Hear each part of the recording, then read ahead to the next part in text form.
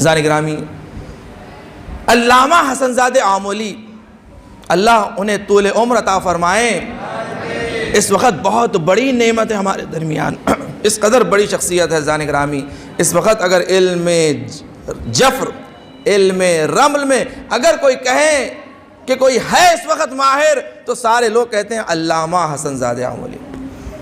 عزیزان گرامی، کس قدر علم ہوتا ہے کہ علم ریاضیات، اس وقت علم ریاضیات کے ماہر کہتے ہیں ایک مرتبہ علامہ حسن زادہ آمولی یہ انٹرنیشنل کانفرنس اور سیمینار میں شرکت کرنے کے لیے جا رہے تھے، تو پلین میں ان کے ساتھ جو ایک ڈاکٹر آ کے بیٹھا، اس نے جیسے انہیں امام ابا خبا میں دیکھا تو اس نے کہا، حاجی آغا آپ یہاں کہاں؟ کہیں غلطی سے تو اس پلین میں نہیں بیٹھ گئے؟ آپ کو تو مکہ اور عراق جانا چاہیے تھا، کربلا سمجھ کے تو آپ یہاں فرانس نہیں آ رہے؟ انہوں نے کہا نہیں مجھے فرانس ہی جانا ہے۔ کہا کس لیے؟ کہا سیمینار میں، یہ جو ریاضیات کا، میتھمیٹکس کا جو سیمینار ہو رہا۔ کہا آپ اور وہاں کہاں؟ کہا بہرحال بلایا گیا ہے۔ کہا کہ اس لیے کہ ہمارے پاس یہ ذہنیت ہے نا کہ ہمارے ملا کی دوڑ مسجد سے محراب تک، اور کسی چیز میں ہمارا ملا نہیں ہوتا ہے۔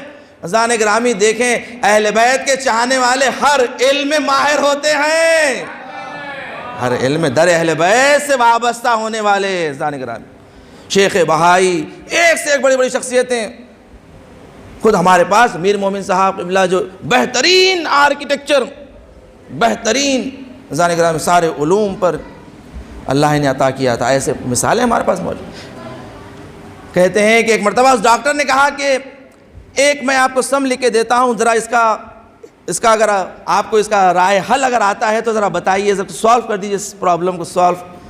اس نے اس سلیوشن سم لکھ دیا، لکھ کر انہیں دے دیا، حوالے کر دیا۔ کہتا ہے کہ میں تھوڑا سنیپ لے کے اٹھتا ہوں، تھوڑی نیند لے کے اٹھتا ہوں، دیکھیں اگر آپ اس کو حل کر سکیں تو ذرا حل کر دیجئے۔ کہا کہ اس نے تھوڑی دیر آنکھ بند کری، جب آنکھ کھولی دیکھا علامہ حسن زادہ آمولی نے سارے اس ورق کو بھر دیا۔ جیسے ہی دیکھا کہ کیا لکھا آپ نے، انہوں نے کہا کہ میں نے اس سم کے 17 سلیوشنز لکھ دیے ہیں، 18واں میں نے نہیں لکھا جو تم جانتے ہو، 18واں میں نے نہیں لکھا جو تم جانتے ہو، میں نے نہیں لکھا، 17 جو تم نہیں جانتے وہ لکھ دیا۔ وہ جیسے ہی انہوں نے جوابات کو دیکھا، دیکھنے کے بعد کہا آپ کون ہیں؟ آپ کون ہیں؟ یعنی آج تک اس کا جواب نہیں کسی نے نہیں دیا تھا سوائے ایک جواب کے، آپ نے 17 جوابات اس کے دے دیے۔ عزیزان گرامی، یہ شخصیتیں، ایک مرتبہ کہتے ہیں علامہ حسن زادہ آمولی اپنے ایک چھوٹے سے غریبانہ کمرے میں بیٹھ کر، ان کے اطراف کچھ کاغذات رکھے ہوئے ہیں، کچھ جزوے رکھے ہوئے ہیں۔ ایک شخص کہتا ہے میں کمرے میں داخل ہوا، دیکھا وہ مصروف ہے مطالعے میں اور لکھنے میں۔ کہا کیا لکھ رہے ہیں؟ کہا یہ جو یونیورسٹی کے بچے ہیں وہ لوگ آتے ہیں، آ کے کہتے ہیں کہ اس کے بارے میں کچھ لکھ دیجئے، کچھ ریاضیات کے بارے میں، کچھ فزکس کے بارے میں، کچھ اس کے بارے میں، تو میں لکھ دیتا ہوں۔ اس نے کہا جیسے میں نے وہ جزووں کو اٹھایا، دیکھا یہ جزوے ڈاکٹریٹ کے ہیں، پی ایچ ڈی کے ہیں۔ کہا آپ یہ ڈاکٹریٹ پی ایچ ڈی کے جزووں کو لکھ رہے ہیں، آپ جانتے بھی ہیں کیا لکھ رہے ہیں، کس کے لیے لکھ رہے ہیں؟ یہ جزوے لے جا کر یہ بچے اپنے لیے ڈاکٹریٹ کی سرٹیفکیٹ لیتے ہیں اور پی ایچ ڈی ڈاکٹر کہلائے جاتے ہیں۔ انہوں نے کہا مجھے تو کچھ پتہ نہیں ہے، میں بہرحال لکھ دیتا ہوں ان کے لیے، ان کے سوالات حل کر دیتا ہوں۔ عزیزان گرامی، اس کے بعد انہوں نے کہا کہ آپ اتنا سب جانتے ہیں، ریاضیات میں اتنا جانتے ہیں آپ؟